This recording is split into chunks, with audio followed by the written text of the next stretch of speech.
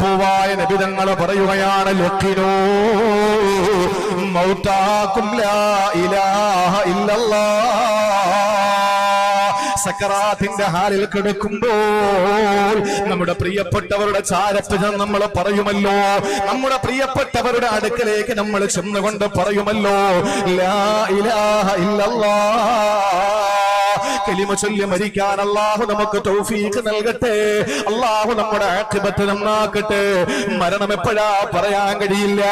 ഇന്ന് ഞാൻ ഈ സദസ്സിലോട്ട് വരുന്നതിന് മുമ്പ് നിങ്ങൾക്കറിയാവുന്നതുപോലെ ഒരു വീട്ടിലൊരു സഹോദരിയുടെ മരണ വീട്ടിൽ കയറി ദുആ ചെയ്തിട്ടാ വന്നത്.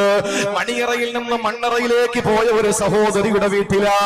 കല്യാണ പുടവ മാറ്റി വെച്ചിട്ട് കഫൻ പുടവ ധരിച്ചുകൊണ്ട് ഖബറിലേക്ക് പോയ ഒരു പ്രിയപ്പെട്ട സഹോദരിയുടെ വീട്ടിലാ. ഒരുപാട് സന്തോഷത്തിന്റെ ദിനങ്ങള് സ്വപ്നം കണ്ടുകൊണ്ട് ആദ്യ രാത്രി തന്റെ പ്രിയതമനുമായി മണിയറയിൽ സല്ലപിച്ചുകൊണ്ട്